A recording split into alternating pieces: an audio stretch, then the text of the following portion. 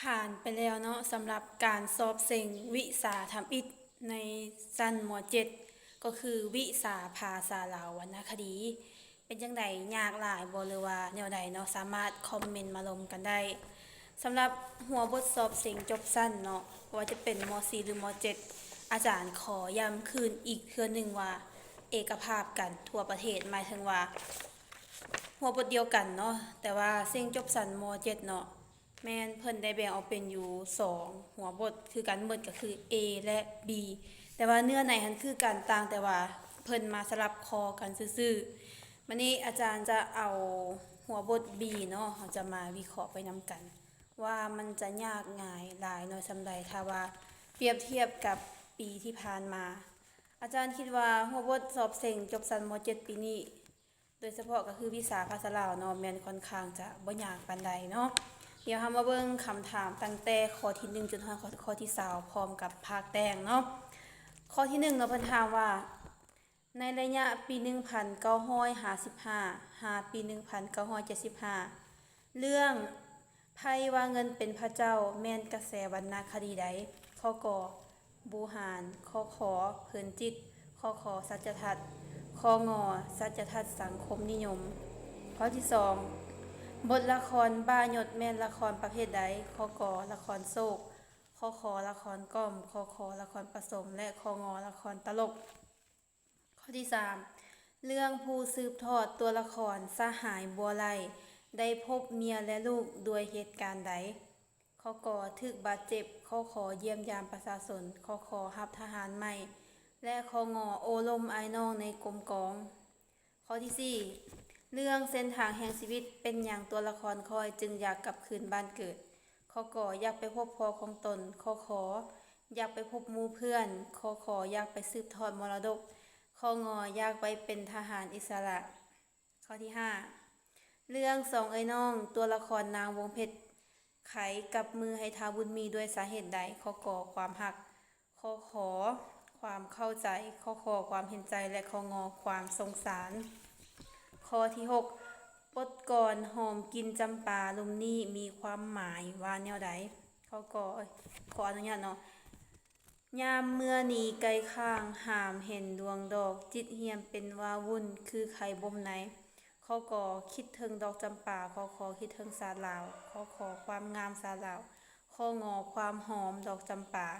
ข้อที่7เรื่องนครเก่าแก่หรือเรื่องนครหลวงเก่าหรือนครเก่าแก่ตัวละครตากิจิโร่อยากกะเกียมยังให้จีเอโกะเนาะข้อกอคู่ครองและหารขายเครื่องข้อคอเฮือนและทรัพย์สมบัติข้อขอทรงและสุดเครื่องนุ่งกิโมโนะข้องอสายหัดและสุดเครื่องนุ่งกิโมโนะวันนี้เราไปเบิ่งข้อที่8คำสุภาษิตที่ว่าไม้ให้สุดสายตาไม้หน้าให้สุดเสียงห้องแม่นลักษณะใดในวรรณคดีข้อกอพักข้อขอสื่อตรงข้อขอประชาชนข้องอสั้นข้อที่9ใจความสำคัญบทกลอนลุมนี้เว้าถึงหยังพระจันทร์ดวงเดียวเปื้องความมืดมัวกำได้นาดวงดาวเดียระดาษฟ้าเมฆาครึมบ่ส่องใสข้อขอความอุกอั่งข้อขอความสามัคคีข้อขอความมนมองข้องอความเข้มแข็งข้อที่10อ่านความรู้เกี่ยวกับคุณประโยชน์ของไข่แม่นความรู้ด้านใดข้อกอการค้าข้อขอเศรษฐกิจข้อขอสุขอนามัยข้องอสิ่งแวดล้อมบทที่11เรื่องคืนที่นางกับใจเนาะฮักในอาชีพครูและน้ำใจเสียสละอันสูงส่งของตัวละครสุทธิกรแม่นการวิเคราะห์จุดพิเศษด้านใดข้อกอภายนอกข้อขอภายในข้อขอข้อปิ่งย่อยข้องอความสิ้นเคยข้อที่12ข้อใดแม่นบทความสารคดีข้อกอให้ความรู้และความเพลิดเพลินข้อขอเล่าเรื่องหรือเหตุการณ์ที่พบมาข้อขอคัดค้านหรือสนับสนุนเรื่องใดหนึ่งข้องอแสดงความรู้หรือถ่ายทอดความรู้เรื่องใดหนึ่งข้อที่13นักเรียนเขียนผลการค้นคว้าอิทธิพลภาษาบาลีต่อกับภาษาลาวแล้วส่งให้ครูแม่นบทเขียนประเภทใดข้อกอโครงการข้อขอบทความข้อขอบทวิเคราะห์ข้องอบทรายงานวิชาการ14โครงการต่อใดแม่นโครงการด้านกสิกรรมข้อกอการปรุงแต่งไม้เพื่อส่งออกข้อขอการปลูกมันต้นเพื่อส่งออก ขอการผลิตไม้อัดเพื่อส่งออกการผลิตไฟฟ้าเพื่อส่งออกข้อที่15บรรดาผู้เลี้ยงสัตว์ได้ประกอบความคิดเห็นในการแก้ไขปัญหาพยาธิที่กำลังระบาดในปัจจุบันแม่นการอภิปรายประเภทใดที่ชุมนุมมีผู้ฟังหลายคนปัญหารวมทั่วไปและเฉพาะกลุ่มของตน16คำว่าห้าลังเฮือนแม่นการใส่คำลักษณะนามในภาษาตระกูลใดตระกูลลาวใต้มงอิวเมียนมอญเขมรและจีนติเบตข้อที่17สะอาดเป็นคำคุณนามแม่นคุณลักษณะใดของวจรานุกรมที่มาของคำตัวอย่างประโยคการออกเสียงคุณสมบัติทางไวยากรณ์ข้อที่18ข้อใดแม่นประโยคเป็นภาคส่วนคำตัวตั้งนักเรียนทุกคนแล่นไวพ่อขับรถไปการแม่และพ่อขายเครื่องอ้ายกับน้องเรียนห้องเพลง19ประโยคปีนี้นักเรียนแต้มรูปงามหลายจึงได้รับรางวัลชนะเลิศใจความของประโยคแม่นแนวใดแต้มรูปได้รางวัลนักเรียนแต้มรูปได้รางวัลนักเรียนแต้มรูปจึงได้รางวัลนักเรียนแต้มรูปจึงได้รางวัล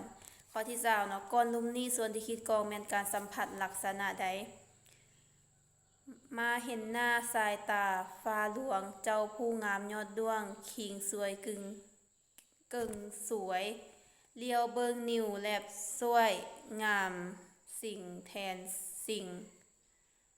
นี่ละน้อแนวยิ่งนอพระอินทร์องค์ย่อง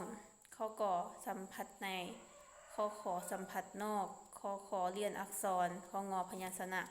เนาะอันนี้ก็คือเป็นภาคปรนัยอยู่ในการสอบเสียงจบชั้นม.7 วิชาภาษาลาวรรณคดีเนาะวันนี้ภาคแต่งเนาะเพิ่นว่าคนเฮาจะมีความรู้ความสามารถและเจริญก้าวหน้าได้แม้นมาจากการศึกษาเรียนเป็นสิ่งสำคัญจงเขียนบทความแสดงความคิดเห็นเกี่ยวกับการศึกษากับการพัฒนาชีวิตเนาะซึ่งว่าหัวข้อในการออกสิ่งปีนี้เนาะแม่นเป็นการเขียนบทความแสดงความคิดเห็นเกี่ยวกับการศึกษาเนาะที่ว่ามันมีความสำคัญในการพัฒนาชีวิตของเขาแนวใดเนาะก็ถือว่าบ่ค่อยยากปานใดเนาะแล้วเป็นแนวใดนักสอบของพวกเขาหรือว่ายากหลายบ่หรือว่าง่ายเนาะแม่นสามารถคอมเมนต์มาร่วมกันได้เด้อ